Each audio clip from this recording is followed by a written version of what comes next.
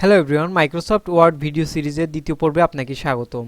তো আজকে আমরা ফন্ট রিবন নিয়ে আলোচনা করব। তো ফন্ট রিবনের ভিতরে রয়েছে দেখুন ফন্ট, তারপর ফন্ট সাইজ, তারপর grow font, shrink font, clear formatting, bold, italic, underline, strikethrough, subscript, superscript, change case, text highlight colour এবং ফন্ট কালার। তো আজকে আমরা এই টুলসগুলো নিয়ে কথা বলবো। তো দেখেন এখানে আমি একটা টেক্সট নিয়েছি। তো এই টেক্সটটা যদি আমরা ফন্ট চেঞ্জ করতে চাই সেক্ষেত্রে আমাদের এটাকে সিলেক্ট করতে হবে। সিলেক্ট করার পর এখন এটা টাইমস নিউ রোমান ফন্টে রয়েছে। তো আমরা যদি এই ফন্টটা চেঞ্জ করতে চাই সেক্ষেত্রে আমরা এই অ্যারোতে ক্লিক করব।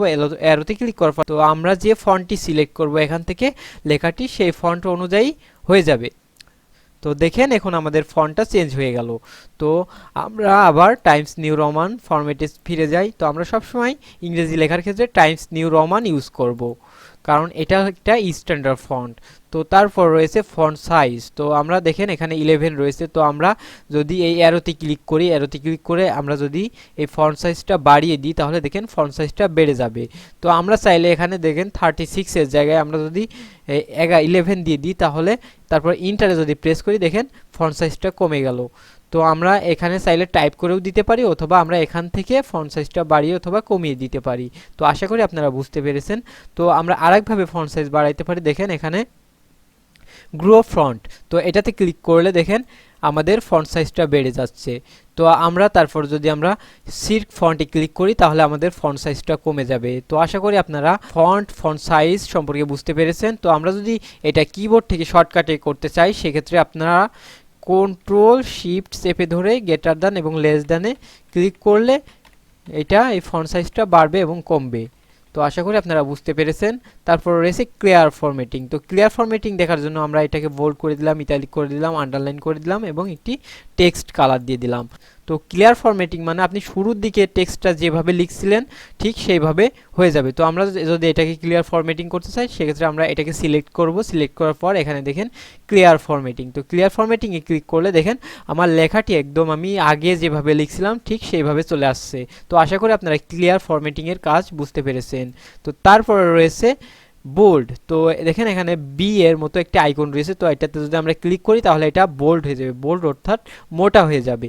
তো আমরা যদি এটাকে আবার আনবোল্ড করতে চাই সেক্ষেত্রে এটাকে সিলেক্ট করে আবার আমরা বিতে ক্লিক করব, তাহলে আনবোল্ড হয়ে যাবে। তো আমরা কিবোর্ড থেকে শর্টকাটে কন্ট্রোল বি প্রেস করলেও এটা বোল্ড হবে, আবার কন্ট্রোল বি প্রেস করলে আনবোল্ড হবে। তো আশা করি আপনারা বোল্ড কী জিনিস সেটা বুঝতে পেরেছেন। তো তারপর রয়েছে ইতালিক। ইতালিক মানে লেখা বাঁকানো। ইতালিক করার জন্য আমরা এটাকে সিলেক্ট করলাম। সিলেক্ট করার পর আইতে প্রেস করলে দেখেন আমাদের লেখা একটু বাঁকা বাঁকা হয়ে গেল। তো ইতালিকের কাজ হলো লেখাকে বাঁকানো। তো আমরা যদি আবার আইতে প্রেস করি তাহলে এটা আবার নর্মাল অবস্থায় চলে আসলো। তো আমরা যদি এই কাজটা কিবোর্ড থেকে করতে চাই সেক্ষেত্রে আমরা এটাকে সিলেক্ট করব। সিলেক্ট করে কন্ট্রোল আই প্রেস করব, তাহলে কিন্তু আমাদের ইতালিক হয়ে যাবে। তো আমরা যদি আবার কন্ট্রোল আইতে প্রেস করি তাহলে এটা আবার আগের অবস্থায় ফিরে আসবে। তো আশা করি আপনারা বুঝতে পেরেছেন ইতালিকের কাজ কি। তারপর রয়েছে আন্ডারলাইন। তো আন্ডারলাইনে আমরা এটাকে সিলেক্ট করলাম। সিলেক্ট করে যদি আমরা আন্ডারলাইনে ক্লিক করি তাহলে দেখবেন এই টেক্সটের নিচে দিয়ে একটি আন্ডারলাইন চলে আসছে। তো এটাকে যদি আমরা আবার আগের অবস্থায় ফিরিয়ে নিয়ে যেতে চাই সেক্ষেত্রে আমরা এটাকে সিলেক্ট করব। সিলেক্ট করে ইউতে প্রেস করলে এটা আন্ডারলাইনটা উঠে যাবে। তো এই কাজটা যদি আমরা কিবোর্ড থেকে শর্টকাটে করতে চাই সেক্ষেত্রে আমরা এটাকে সিলেক্ট করব। সিলেক্ট করার পর কন্ট্রোল ইউতে প্রেস করব, তাহলে এটা আন্ডারলাইন হয়ে যাবে। তো আমরা যদি আবার আন্ডারলাইনটা নান করে দিতে চাই সেক্ষেত্রে আবার আমরা কন্ট্রোল ইউতে প্রেস করব, আন্ডারলাইনটা চলে যাবে। তো আশা করি আপনারা বুঝতে পেরেছেন। তো দেখেন এখানে আন্ডারলাইনের পাশে একটি অ্যারো রয়েছে। তো অ্যারো এর মাধ্যমে আমরা আন্ডারলাইনটা কেমন হবে সেটা বলে দিতে পারবো। তো দেখেন এখানে ড্যাশ ড্যাশ যদি আমরা ক্লিক করি দেখেন আন্ডারলাইনটা দেখেন ড্যাশ আকারে শো করছে। তো আমরা চাইলে এখান থেকে আবার আন্ডারলাইনের কালারটাও চেঞ্জ করে দিতে পারি। তো আমরা এখান থেকে যদি হলুদ দিই দেখেন এই আন্ডারলাইনটা হলুদ হয়ে গিয়েছে। তো হলুদ কালারটা সাদা কালারের সাথে মিক্সড হয়ে ভালো বোঝা যাচ্ছে না, তো আমি অন্য একটি কালার দিই। তো সেক্ষেত্রে আমরা আবার এখানে ক্লিক করি, তারপর আন্ডারলাইনে ক্লিক করি। আন্ডারলাইনে ক্লিক করার পর দেখেন আমরা এখান থেকে এই কালারটা সিলেক্ট করলাম। তো দেখেন আমাদের আন্ডারলাইনের কালারটা চেঞ্জ হয়ে গিয়েছে। তো আশা করি আপনারা আন্ডারলাইনের কাজ সম্পর্কে বুঝতে পেরেছেন। তো আমরা আন্ডারলাইনটা এখন নান করে দিই। তো আন্ডারলাইনটা নান করে দিলাম। তারপর রয়েছে স্ট্রাইক থ্রো। তো স্ট্রাইক থ্রো এর কাজ হলো আমরা এটাকে সিলেক্ট করলাম। সিলেক্ট করে যদি আমরা স্ট্রাইক থ্রোতে ক্লিক করি তাহলে এই লেখার মাঝখান দিয়ে একটি কাটার মতো দাগ চলে আসবে দেখেন। তো দেখেন আশা করি আপনারা বুঝতে পেরেছেন যে লেখার মাঝখান দিয়ে একটি দাগ চলে আসছে। তো আমরা এটাকে আবার উঠিয়ে দিলাম। তো সেক্ষেত্রে আমরা এটাকে আবার সিলেক্ট করব, সিলেক্ট করে এই যে দেখেন এখানে ক্লিক করলে এটা চলে যাবে। তো আশা করি আপনারা বুঝতে পেরেছেন স্ট্রাইক থ্রো এর কাজ কি। তো তারপরে আসি সাবস্ক্রিপ্ট। তো সাবস্ক্রিপ্টের কাজ কি? তো আমরা যদি এখন H2O পানির সংকেত H2O লিখতে চাই, তো দেখেন টুটা কিন্তু সবসময় টুটা কিন্তু নিচের দিকে হবে। তো সেক্ষেত্রে আমরা কি করব, এই টুটাকে সিলেক্ট করব, সিলেক্ট করার পর শুধু এই টুটাকে সিলেক্ট করে এই যে দেখেন এখানে সাবস্ক্রিপ্ট। তো আমরা সাবস্ক্রিপ্টে ক্লিক করলাম, দেখেন টুটা নিচের দিকে চলে গেল। তো আমি ফন্ট সাইজটা বাড়িয়ে দিই তাহলে আপনারা বুঝতে পারবেন। দেখেন আমাদের দুইটা নিচের দিকে চলে গেল। তো আমরা যদি আবার এটাকে নর্মালভাবে আনতে চাই সেক্ষেত্রে আমরা আবার এটাতে ক্লিক করব। তো আমরা যদি কিবোর্ড থেকে শর্টকাটে কন্ট্রোল প্লাস সমান সমান দিই তাহলে কন্ট্রোল সমান সমান দিলে এটা সাবস্ক্রিপ্ট হয়ে যাবে।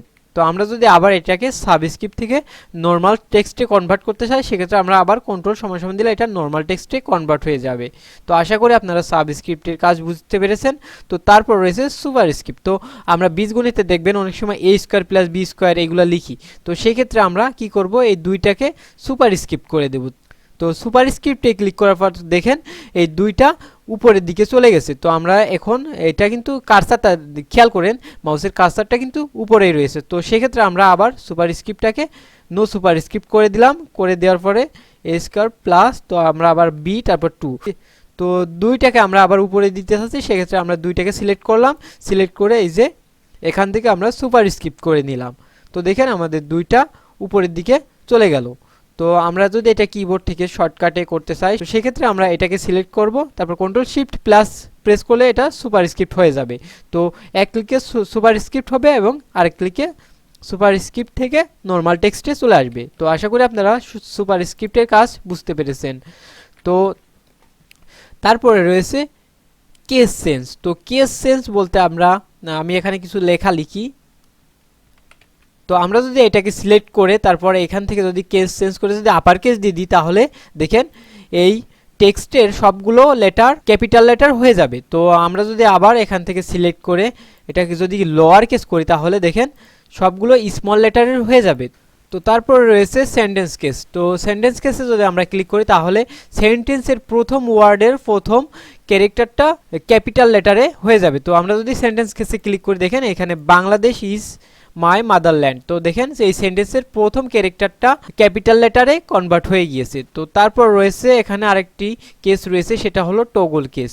তো আমরা এটাকে সিলেক্ট করে টগল কেসে ক্লিক করলাম, দেখেন এই ওয়ার্ডের প্রথম অক্ষরটা আমাদের ছোট হাতের হয়ে গেল। এখানে আরেকটি কেস রয়েছে সেটা হলো ক্যাপিটালাইজ ইজ ওয়ার্ড। তো মানে আমাদের প্রত্যেক ওয়ার্ডের প্রথম ক্যারেক্টারটা ক্যাপিটাল লেটার হয়ে যাবে এটাতে ক্লিক করলে। তো আমরা এটাতে ক্লিক করি, দেখেন বাংলাদেশ ইজ মাই মাদারল্যান্ড। দেখেন প্রত্যেকটা ওয়ার্ডের প্রথম অক্ষরটা ক্যাপিটাল লেটারে কনভার্ট হয়ে গেল। তো আশা করি আপনারা কেস সম্পর্কে বুঝতে পেরেছেন। তো তারপর রয়েছে হাইলাইট কালার।